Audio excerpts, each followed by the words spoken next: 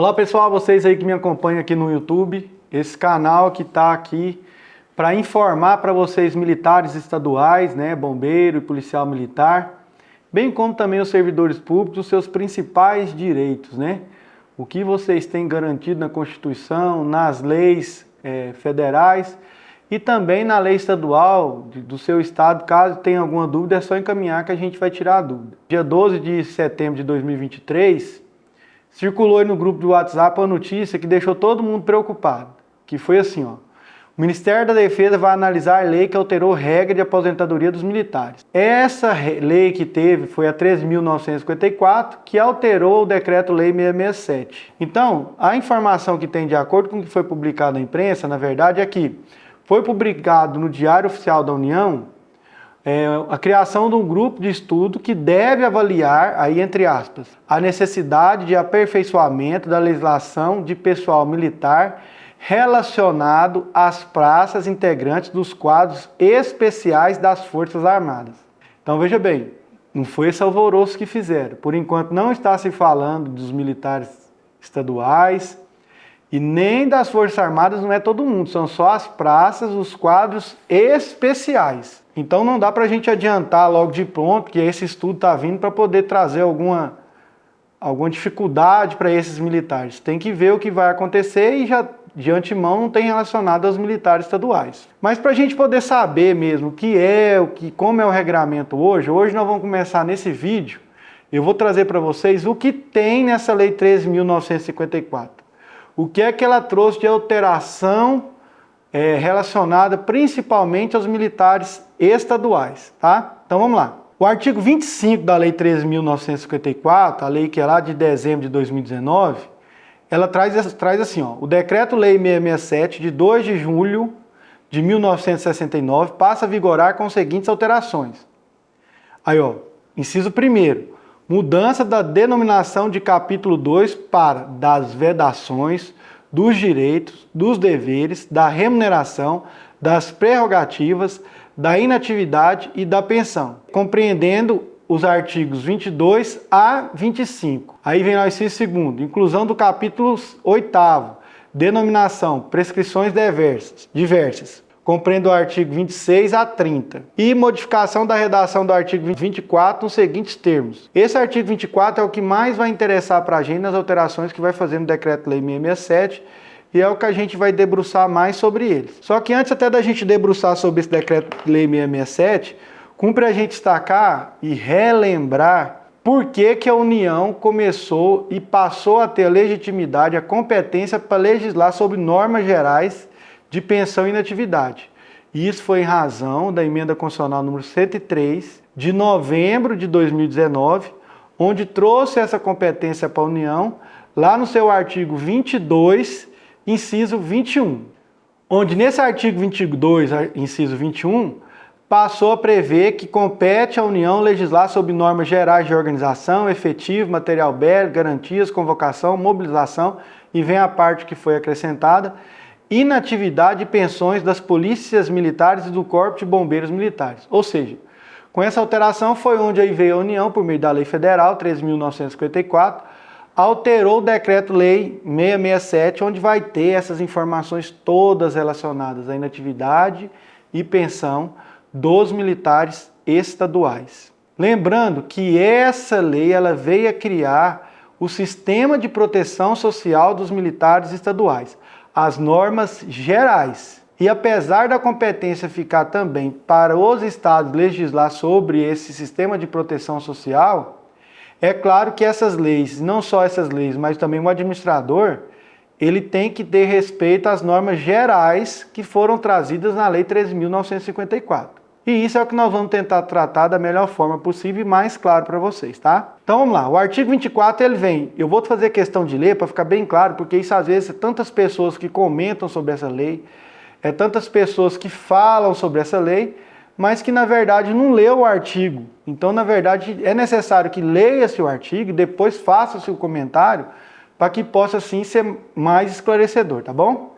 O artigo 24 traz: os direitos, os deveres, a remuneração, as prerrogativas e outras situações especiais dos militares dos estados do Distrito Federal e dos territórios são estabelecidas em leis específicas dos entes federativos, nos termos do parágrafo 1º do artigo 140, combinado com o inciso 10, parágrafo 3º do artigo 142 da Constituição Federal. Ou seja, ele está falando aqui que deve ser feito por lei específica os direitos, os deveres, a remuneração, as prerrogativas e outras situações especiais dos militares do Estado.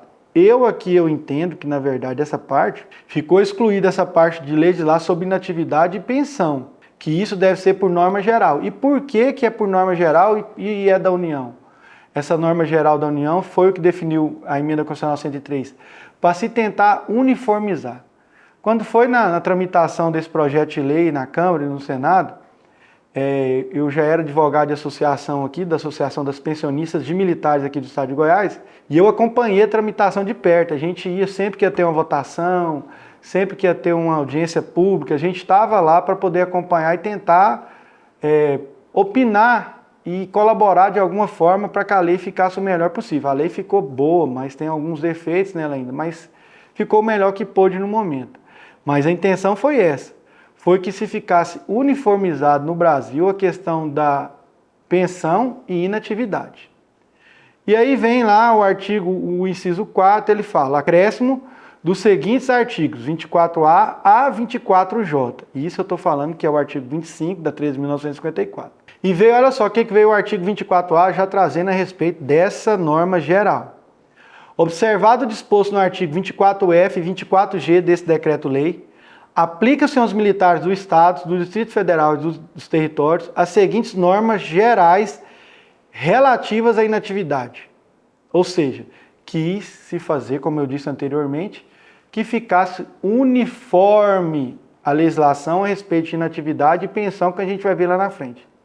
Depois eu vou explicar para vocês com esse 24F e 24G, que é a questão de se prorrogar a legislação anterior, como se fosse questão de lei no tempo.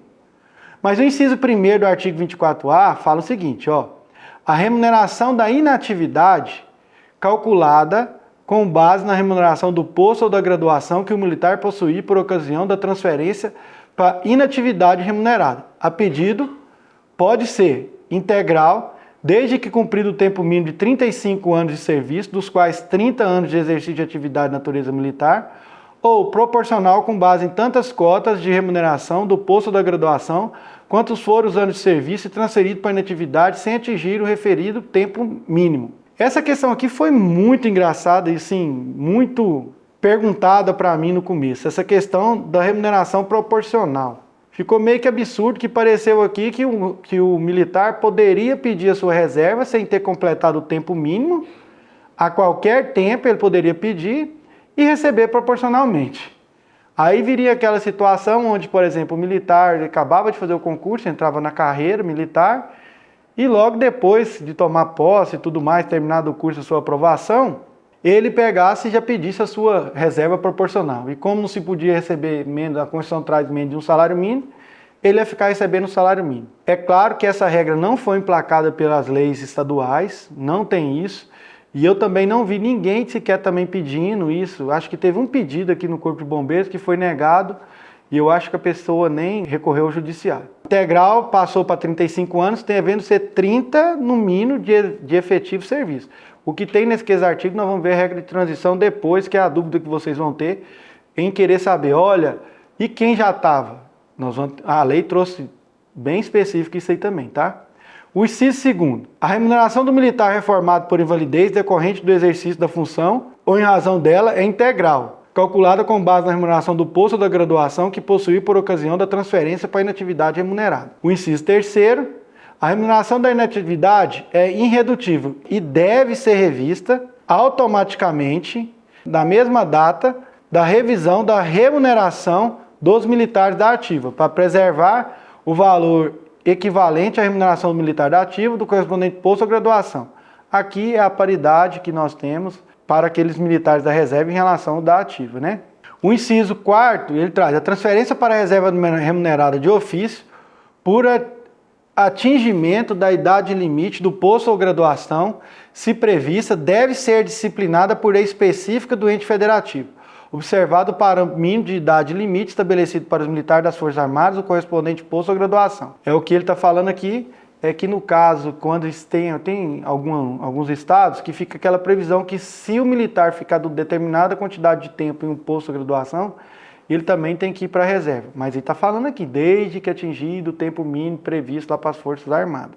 E vem o parágrafo único. A transferência para a reserva remunerada de ofício, por inclusão em cota compulsória, se prevista, deve ser disciplinada por lei do ente federativo. Esse é outro ponto que tem que ser só por ente federativo. Então, como a União ela podia legislar sobre normas gerais, o que ela não quis legislar, ela deixou a atribuição referente à inatividade e pensão para os entes federativos. E voltando só lá no inciso 1º, fala assim, ó, quando lá a remuneração da inatividade calculada com base na remuneração do posto ou graduação que o militar possuir na ocasião de sua transferência para inatividade remunerada. Isso aqui foi o que aqui em Goiás, por exemplo, trouxe um problema, que é onde trouxe que o militar não tinha mais aquele promoção ao posto imediato quando da passagem para a reserva remunerada. Aqui, por exemplo, se o militar é capitão, ele pedia a sua reserva, quando ele passava para a reserva, ele ia para major. Então isso também acabou dessa forma. Mas tem estados que ainda têm isso. Se não me engano é o Acre, acho que no Tocantins também resolveu essa situação para continuar a ter esse benefício, que foi criar alguns mecanismos, que foi a promoção por tempo de serviço. O militar completava o tempo de serviço dele, ele é promovido e agregado. E ele fica ali mais 6 meses, aí depois ele vai para a reserva. Então ele está indo para a reserva no posto de graduação que ele ocupava, então não tem aquela promoção ao posto imediato, tá bom? Eu acho que tem até um artigo que fala especificamente sobre isso aí. Vamos ver mais um artigo nesse vídeo e o restante nós vamos continuar seguindo aqui no YouTube para os próximos vídeos, tá? Mas vamos ver agora o artigo 24b. Olha só. Aplique-se aos militares dos estados, do Distrito Federal e dos territórios as seguintes normas gerais relativas à pensão de militar. Isso aqui é muito importante. Olha o inciso 1º. O benefício da pensão militar é igual ao valor da remuneração do militar da ativa ou em inatividade. Isso aqui, ele trouxe para os pensionistas o direito à integralidade. Aqui em Goiás, por exemplo, recebia o teto do INSS mais 70% do restante. Ou seja, não recebia o mesmo valor que o militar, tinha uma redução. O povo falava que era a regra dos 70%, mas não, era mais 70% pouco. Porque era o teto do INSS mais 70% do restante. Com isso que teve agora, trouxe para elas o direito à integralidade. O inciso 2º é o seguinte: o benefício da pensão militar é irredutível e deve ser revisto automaticamente na mesma data da revisão da remuneração dos militares da ativa para preservar o valor equivalente à remuneração do militar da ativa do posto de graduação que lhe deu origem. Aqui trouxe a paridade. Aqui no estado de Goiás também não se tinha mais a paridade.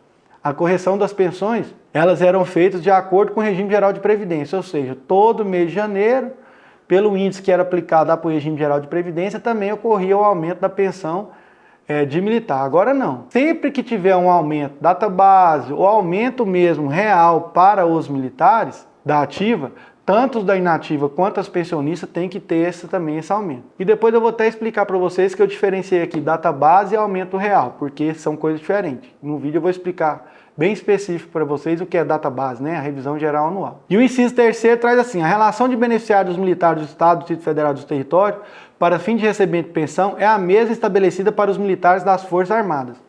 Ele trouxe também de uma forma geral o que deve ser aplicado para os militares de beneficiários para receber a pensão do militar. E aí vem uma questão que eu vou trazer aqui para finalizar esse vídeo, que é a questão que se tem hoje, que pensionista de militar não pode se casar, senão ela perde a pensão. Isso na verdade é um verdadeiro absurdo, né?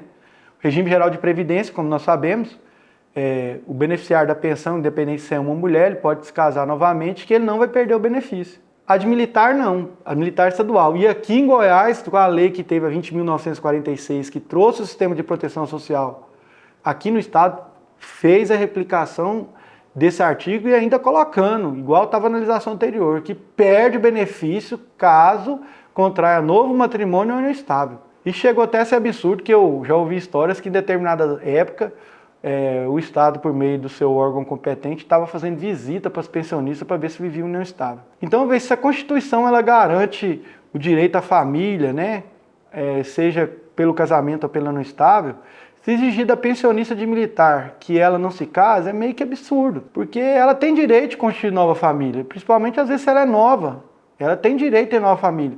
E ela vai perder o benefício que, às vezes, aquele militar contribuiu durante toda a sua vida para que ela tivesse direito porque ela casou novamente. Eu vejo essa visão até um tanto quanto machista nesse ponto. Eu vejo uma questão meio estranha de se entender, já que deveria aceitar casar e ter o direito. Porque senão, para pensionista de militar hoje casar no estado de Goiás, eu acho que na maioria dos estados é assim, ela tem que ter duas seguranças. Primeiro, que o novo marido receba o dobro do que ela recebe para poder sustentar os dois, né? Para ter uma condição de vida adequada. E segundo, que o amor seja eterno. E como sabemos, essa é uma garantia que não se pode ter, essa segunda. Todo mundo torce por um amor eterno, mas não quer dizer que seja eterno. Pessoal, hoje nós vamos ficar por aqui, então nós vimos o artigo 24A e 24B. E no próximo vídeo nós vamos continuar essa discussão com o artigo 24C. Ele é muito interessante, traz muitas coisas, traz a dúvida que tem aí sobre o direito no tempo também, que a gente vai trazer para vocês, tá? Muito obrigado pela atenção, não esqueça de se inscrever aqui no canal, ativar o sininho para receber todas as notificações, mandar para o seu colega esse vídeo para que ele possa começar a acompanhar também, possa se inscrever também no canal. E é importante você se inscrever e ativar o sininho lá das notificações, porque aí você, sempre que eu postar um vídeo, você vai ser notificado automaticamente.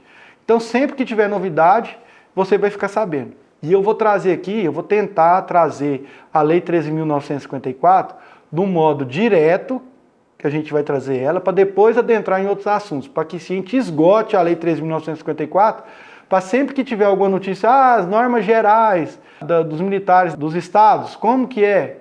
Vocês já vão estar cientes para poder entender as leis estaduais. E mais uma coisa, ó, se você tiver alguma dúvida da lei do seu estado, deixa aqui no comentário, aqui embaixo do vídeo, que a gente vai pegar a lei, eu vou estudar e tentar também dirimir a sua dúvida, tá bom? Um abraço e até o próximo vídeo.